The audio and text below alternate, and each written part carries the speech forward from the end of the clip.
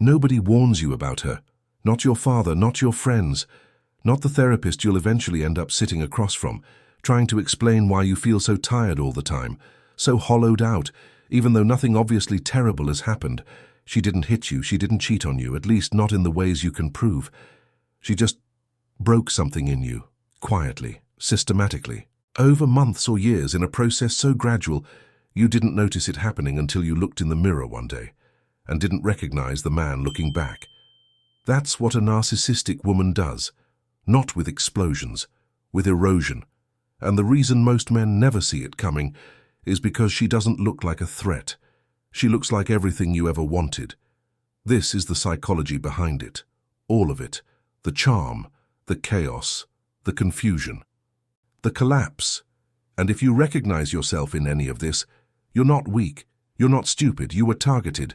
There's a difference. Stay with me. Most of what you think you know about narcissism is wrong. When people hear the word narcissist, they picture a cartoon villain, a woman who's openly cruel, obviously selfish, visibly terrible to everyone around her. The kind of person you'd identify within 5 minutes of meeting her. That is not her. The narcissistic women who do the most damage are not obvious. They're magnetic. They're perceptive. They read people with an almost eerie accuracy. They know exactly what you want to hear and they say it, not guessing, knowing. In clinical psychology, narcissistic personality disorder is defined as a pervasive pattern of grandiosity, a fundamental need for admiration, and a consistent lack of genuine empathy. But here's what the textbook definition doesn't tell you. The lack of empathy isn't always visible from the outside. She can mimic it perfectly. She can listen, nod, reflect your feelings back to you with precision, make you feel more understood than you've ever felt in your life, and feel absolutely nothing while doing it. It's performance. It's so convincing that even trained therapists get fooled. Even other women get fooled. The reason you didn't see it coming isn't because you're oblivious. It's because she's practiced. She's been doing this her entire life. Every relationship, every friendship, every room she's ever walked into where has been training. If you're watching this and something is landing, subscribe to this channel before you go further. Because what comes next is the phase most men never see clearly until it's already done its damage. And this channel exists to give you the map nobody else provided. Subscribe now. The first phase has a name in psychological literature, love bombing. And if you've experienced it, you know exactly what it feels like. Even if you never had a word for it before now. It starts faster than any normal relationship. The attention is intense, immediate, overwhelming.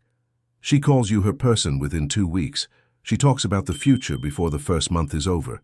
She makes you feel like you finally found the one person who actually gets you, who sees you fully, loves what they see, and isn't going anywhere. It feels like falling, like rescue, like coming home. What it actually is targeting. Narcissists, whether consciously or not, are extraordinarily skilled at identifying what specific men need, not what men in general need, what you need, the particular wound you carry, the specific shape of the hole in your sense of self. And then they fill it, precisely, completely, with terrifying accuracy. The man who never felt truly admired by his father gets constant validation of his intelligence. The man who always felt like an outsider finally feels chosen. The man who never trusted easily gets radical honesty in the early weeks, deep confessions, vulnerable stories that make him lower every guard he ever built. You didn't fall in love with her. You fell in love with the version of yourself she showed you. She gave you a mirror, perfectly angled, perfectly lit, and you fell in love with the reflection. When she took the mirror away, it wasn't her you were grieving. It was that version of yourself, the one that finally felt seen, the one she manufactured, then removed. She doesn't love you yet. She's studying you. And the information she gathers in this phase will be used later, not as a gift, as ammunition. Think about what that means practically. Every vulnerable thing you told her in those first months, every wound you disclosed, every insecurity you admitted, every story about where you came from and what it cost you, she filed it. Not maliciously, perhaps, not always consciously, but she registered it. She knows what makes you doubt yourself. She knows what your father said that still sits in your chest. She knows the ex who made you feel not enough. She knows the version of success you're chasing and the fear underneath it that you haven't achieved it yet. And later, when the devaluation begins, these aren't random criticisms she levels at you. They're targeted, precisely aimed at the exact coordinates she mapped during the love bombing phase. This is why the devaluation hits so hard. It doesn't feel like generic cruelty. It feels like the one person who truly knew you has confirmed your worst fears about yourself. That's not an accident, that's architecture. Tell me something in the comments before we go further. Did the beginning of your relationship feel unusually fast? Unusually right? Like you'd known her forever within weeks? Leave one word describing that phase. Because identifying it is the first step to understanding everything that came after. Here's what most men miss entirely. After love bombing comes what psychologists call the devaluation phase. And the transition is so subtle, so gradual, that most men don't even realize it's happening. They just notice they feel it worse, somehow, without being able to say exactly why. It doesn't start with cruelty. It starts with small things. A comment about something you said that was a little embarrassing. A joke about your ambition that lands slightly wrong. An eye roll so brief you're not sure you saw it. A comparison to someone else, another man, an ex, a colleague, that doesn't quite make sense but leaves you feeling vaguely inferior. And you're reasonable, thoughtful, self-aware, so you don't react. You think about it. You wonder if she has a point. You adjust. You try a little harder. This is exactly what she needs you to do. Because what's happening underneath the surface is a systematic recalibration of your self-concept. Piece by piece, in ways you can barely name, she is teaching you that her version of who you are is more accurate than your own, that her opinion of your worth is more reliable than your internal sense of it. The technical term is covert diminishment. It's not abuse you can screenshot. It's not behavior you can describe to someone else without sounding paranoid. It's a sustained low-grade fog of feeling like you're always slightly failing, always slightly less than you thought you were. And she's the one brave enough to tell you the truth. Men in this phase describe the same experience, not hurt exactly, confused, like solving a puzzle that kept changing. Like the person they fell in love with was still there sometimes, in flashes, in moments, but was increasingly replaced by someone colder, less interested, and they kept trying to get back to the good version. That's the mechanism. That's the trap. The good version is not coming back. It was never real. But the hope of it will keep you working, trying, adjusting, diminishing, for as long as she needs you to. There is a specific thing that happens in the gap between who you were when you met her and who you are 6 months later. You start monitoring yourself. Before you speak, you run a quick internal check. Is this going to cause a problem? Before you express a need, you calculate whether it's worth the fallout. Before you bring up something that's bothering you, you decide it probably isn't that important anyway. This is not you becoming more mature. This is you becoming smaller. And the cruelest part, you do it voluntarily. No one forces you. You do it because it seems easier. Because her reaction when you don't is so unpredictable and so disproportionate that self-censorship starts to feel like self-protection.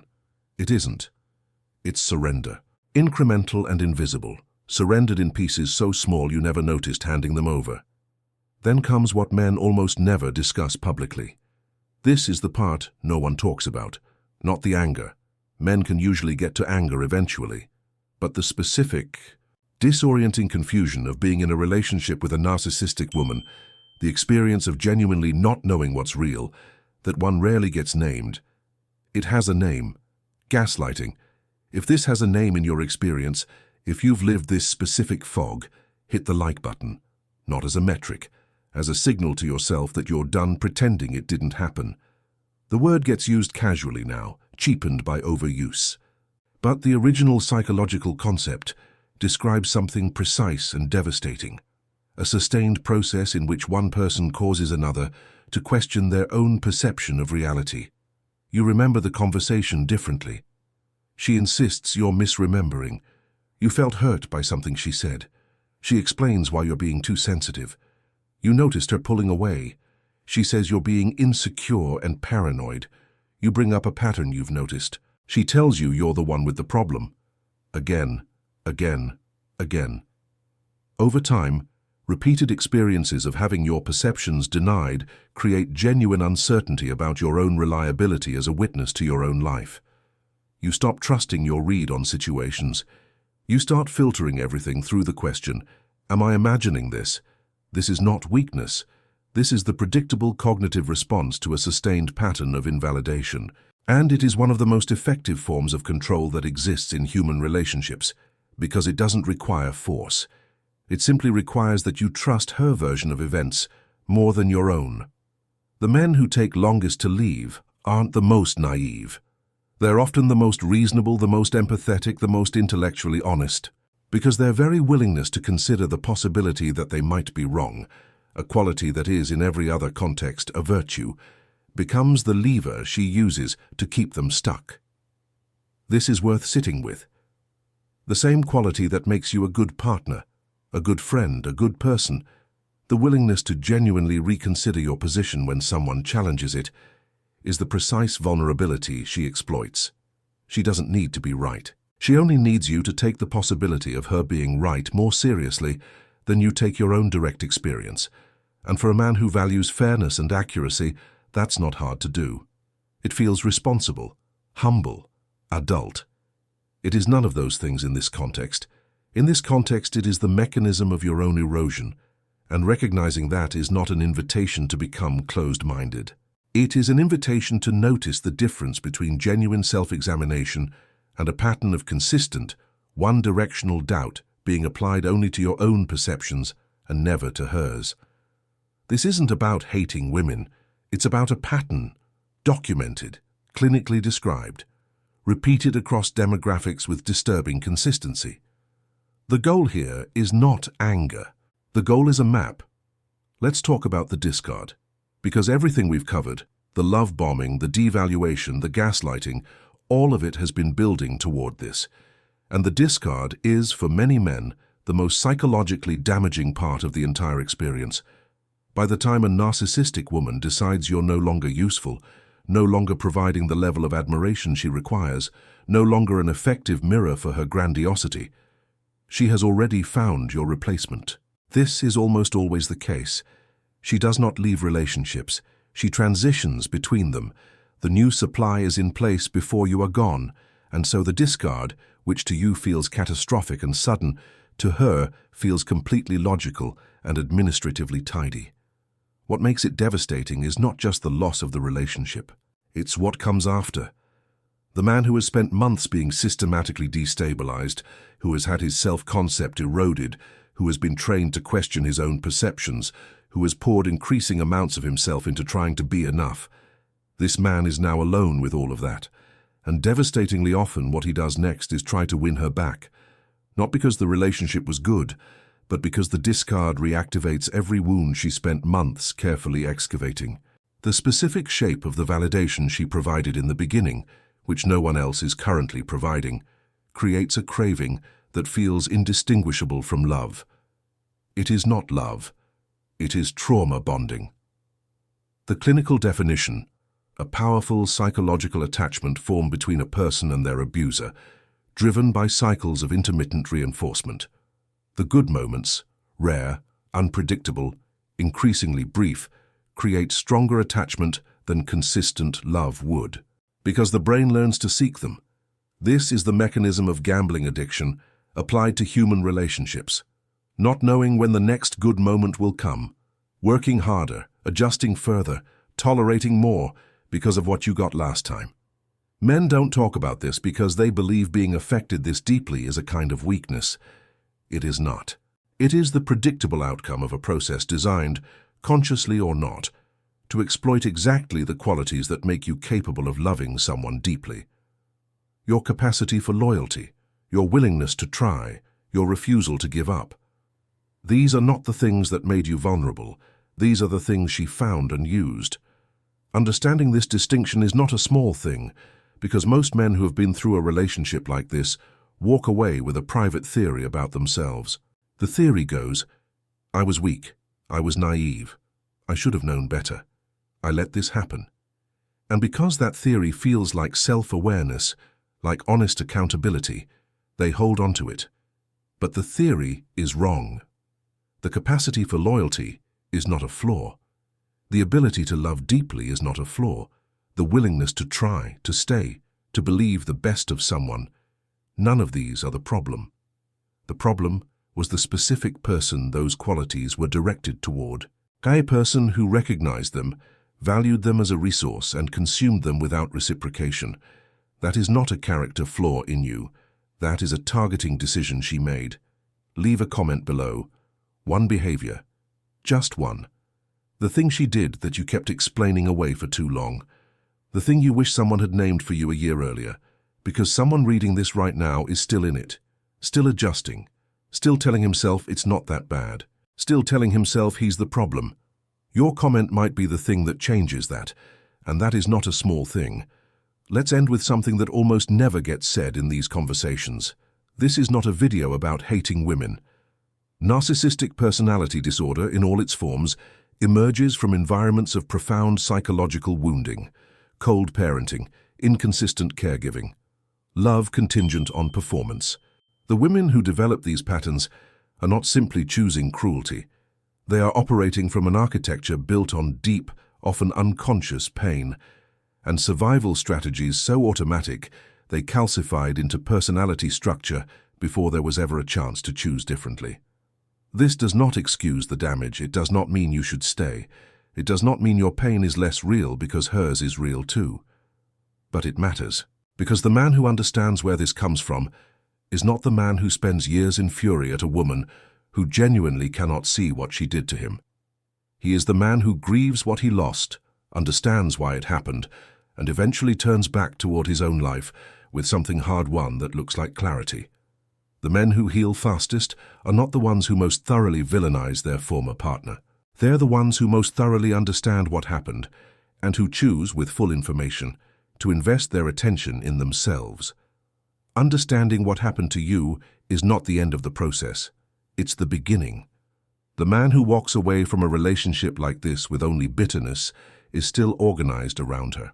The man who walks away with clarity, with a map of the mechanism, with an honest account of his own role in staying, with the specific knowledge of what he will and will not accept going forward, that man has turned a loss into something it's almost worth having paid for. Almost.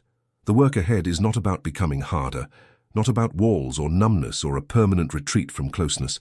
It's about the particular skill of telling the difference between someone who sees you and someone who is studying you, between warmth that is real and warmth that is reconnaissance. You can learn that skill. You may have already started. Subscribe to this channel. Because this series continues into the neuroscience of trauma bonding, into what recovery actually looks like month by month, into the patterns that make men targets and how to change them.